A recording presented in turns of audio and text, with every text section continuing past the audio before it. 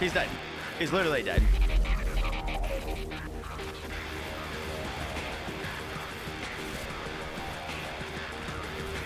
Oh, he is dead.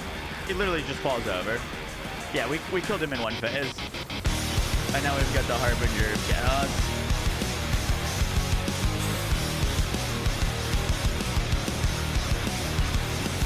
Who is also very dead.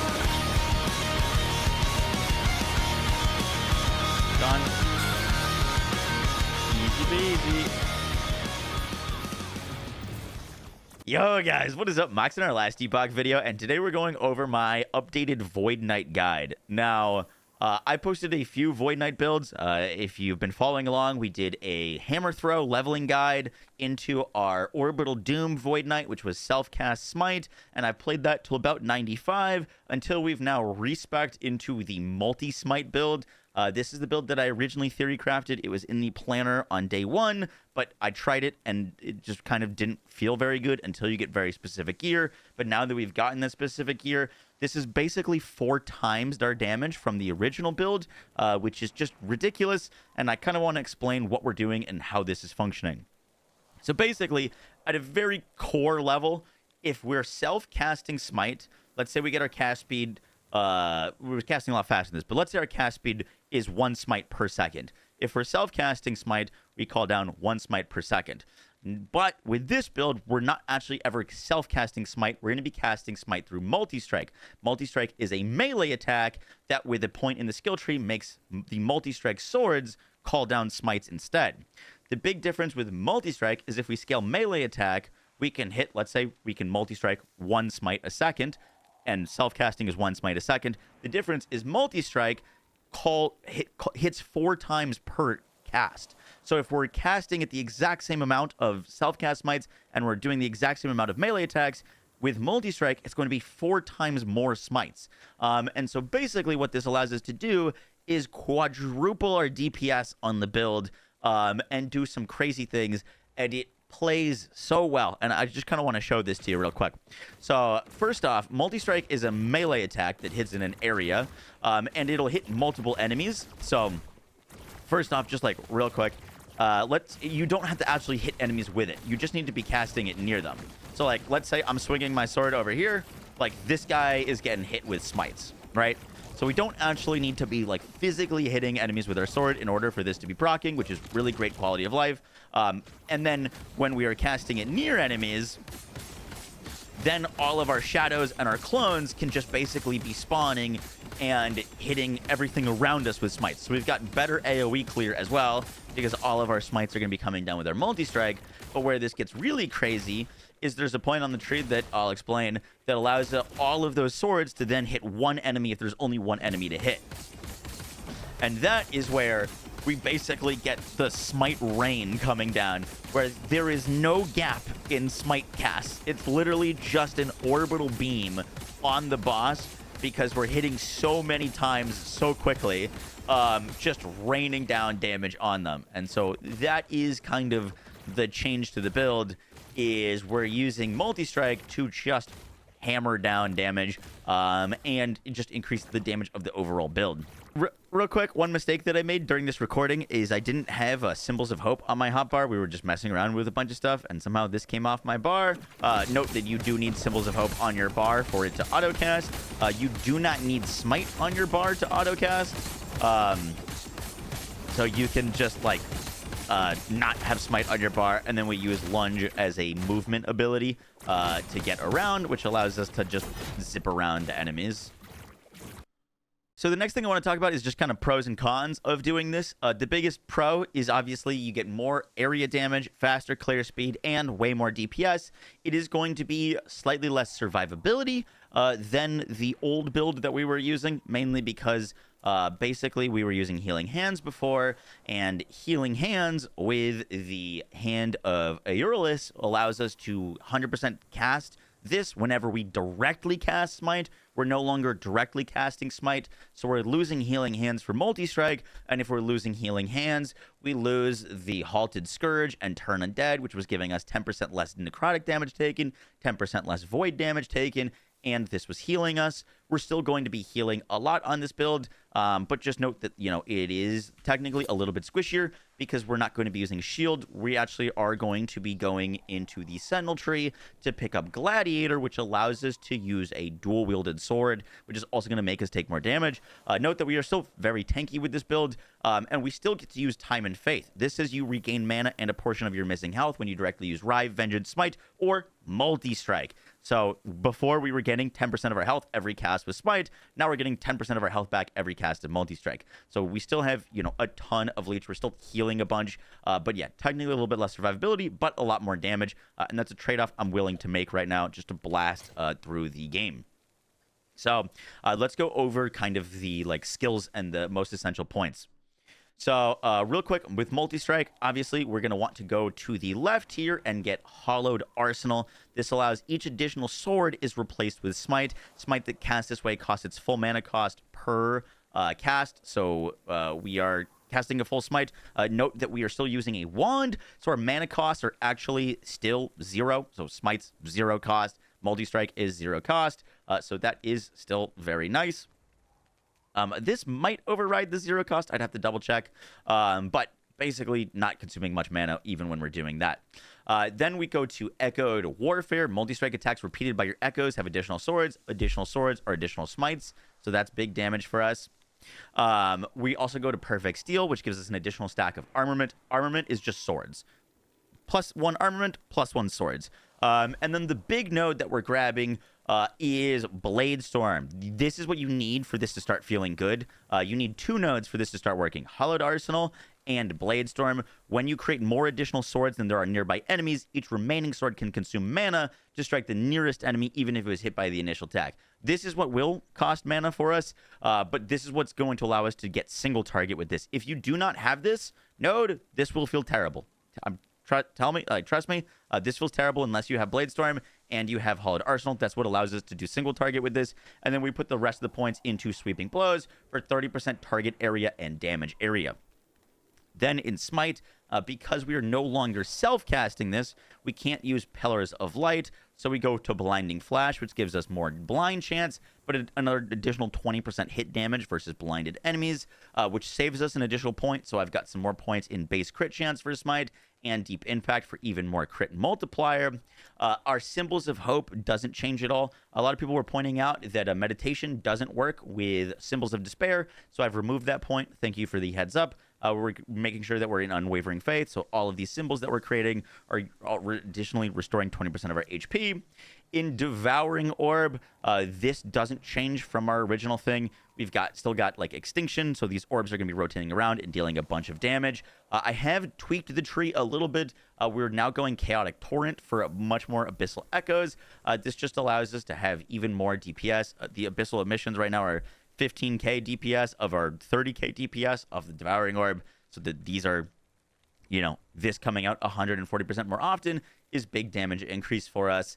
And then Anomaly, this tree is staying the same. We still want, you know, Time Bubble for the additional attack speed. This is still giving us attack speed. Before we cared about the cast speed. Now we care about the attack speed. And I pumped up our crit chance here as well to get another, like, additional 150% crit chance from Anomaly. For our passive tree, the only thing that changes in Sentinel is that we pick up Gladiator so that we can dual wield a sword. Note that we need a sword to be able to attack with multi-strike. So this is like a mandatory, and we're still going to be using a wand. In the Void Knight Mastery, nothing here really changes. The only thing that I did change is I took points out of Dread Form, and I wanted to pick up. We're going to eventually pick up Avatar of Regret. I got to get a little bit more points. But the Time Legion gives us increased melee attack and cast speed. And then we'll get Avatar of Regret for another 10% echo chance. This is going to be huge damage for us. We will have enough points to squeeze this out. And I also respect some of these points from the like spell damage increases. This is additive spell damage increase. We have so much of it. We went down and picked up some of these big leech nodes so that we're leeching even more. We've got even more survivability. Note that this is melee damage, leeches health, and void damage. We're dealing both now technically, so we're getting even more leech from this node. And then in the Paladin tree, nothing really changes here. We go for some Defiance. I put extra points here specifically because I needed some more elemental resistance. And then I put some points into Valor for some healing and endurance. All right, now let's talk gear, and this is where things get a little bit crazier. I do have, pretty powerful gear on right now, and I'll show you kind of what the things that you should go for and in what order you should try to get them in. And the first thing that you need for this build to function is obviously a sword. The ideal sword is going to be a katana for this build. Katanas come with crit strike multiplier. One thing to note is if you look at our spell crit chance, for example, my spell crit chance is 67%.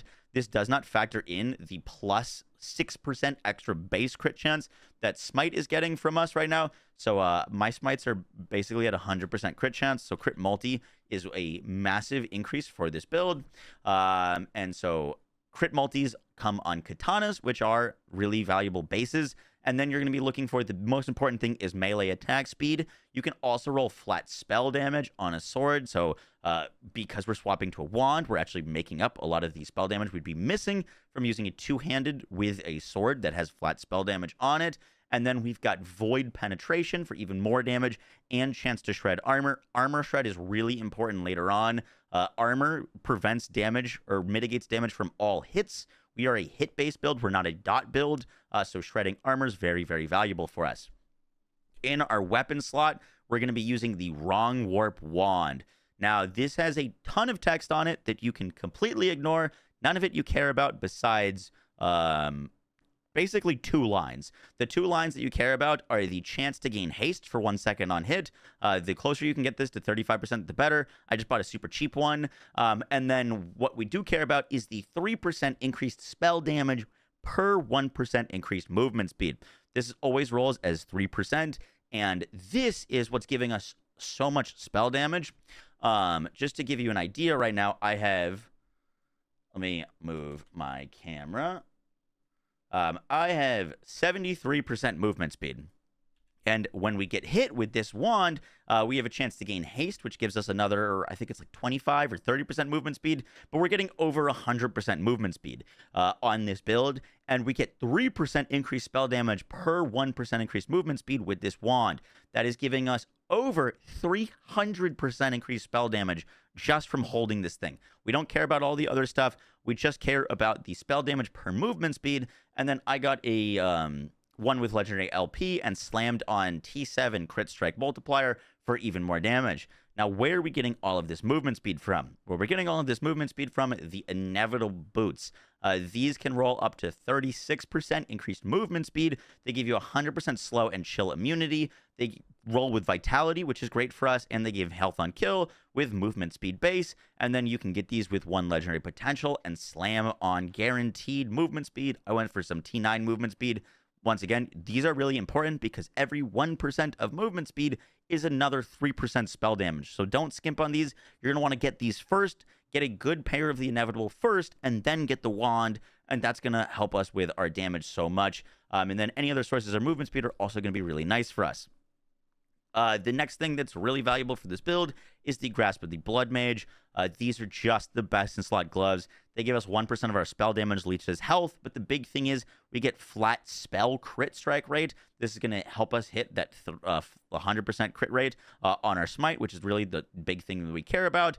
And it also has a bunch of survivability in that 22% of hit damage taken from bosses and rare enemies is dealt over 4 seconds instead. Note that 250% of the mana spent reflected to you as damage with this setup, will reflect some damage to you. You'll note that I am taking damage now while I'm attacking, but we're leeching so much that the damage taken doesn't really do anything because every time that we hit, we're going to be full health. We leech basically our entire health bar with this setup every time that we attack, so that is really nice.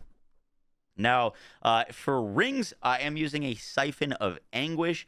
This gives us melee damage, leeches health, void damage, leeches health, increased leech rate, movement speed, which is more spell stuff, chance to apply Doom, which is an ailment, and void penetration with Doom. These are pretty easy to get with legendary potential. You're going to want to get crit chance and max health.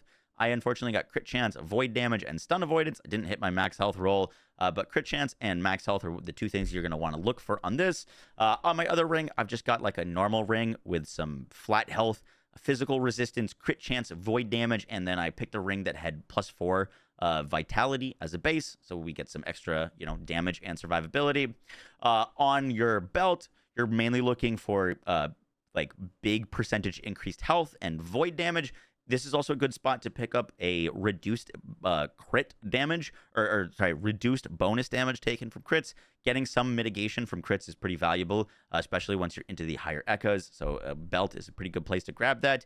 On our chest piece, I just got a big vitality chest piece with armor, and extra armor. Armor mitigates all of the damage that we take besides dots, and so getting one of these is just a ton of extra survivability. If I could get like a plus spell damage on this, would be like the big improvement over that 80% increased void damage over time. We're not scaling damage over time. And then on my helmet, I've got another T6 roll of percentage increased health, more armor, pluses to devouring orb, increased void damage, and extra vitality on the Sentinel helmet base that gives us more crit multi. And then the last thing is our Sentinel relic. Gives me +3 to smite with spell damage. We got crit multi on this, health, +1 to symbols of hope, and lightning res. And then for the idols, you're mainly just looking for the increased damage with smite, relics, and then if you can roll crit chance on those, that's what you're looking for. Here's another increased damage with smite with crit chance. This one just has percentage crit chance, increased crit chance, crit multi, damage with smite, time rot, void damage, crit chance, crit multi. And then up here, I had another shred armor with crit multi, and this one was just +5 vitality. I forgot to mention my amulet, but I'm using the Omnis amulet. I got this to drop for me, farming Shades of Orbis. This gives you +1 to all skills and a bunch of resistances. Comes on a crit chance base. Mine hit all right. We got increased area for area skills, which does work out pretty well for us. Smite is not an area skill, but our Devouring Orb is an area skill. Anomaly is an area skill, and Multistrike is an area skill, so it's just more area for all of those. Ideally, this hits crit multi or crit chance or armor shred on a prefix. If you do get an Omni with like tier 1, you're probably looking for crit multi, crit chance, or armor shred, but area is fine enough. The very last thing to mention is like, when should you try this build? When should you swap? There's a few prerequisites. One, I would recommend being like just a higher level, so you have more skill points to make this work. I'd recommend probably looking around level 85 to 90 if you're going to give this a go. And you really want melee attack speed. That's the two things. If you can get Grasp of the Blood Mage with some melee attack speed and a sword with some attack speed, those are kind of the main two prerequisites. If you can get those two, you should be pretty much good to go. You don't need the wrong wrap and the boots. It's a bunch of extra damage, but in order for the build to just function at a base level, you need gloves with melee attack speed and you need a sword with melee attack speed. Once you have those, you should be good to go. Getting the inevitable, getting the wrong wraps, getting the Siphon of Anguish, getting an Omnis, these are all just kind of, additional things to increase our damage. But to get the build functioning at a core level, get gloves with a bunch of attack speed and get the sword with a bunch of attack speed, and you'll be on your way. All right, guys, I hope you enjoyed the video. I will catch you on the next one. Take care. Peace.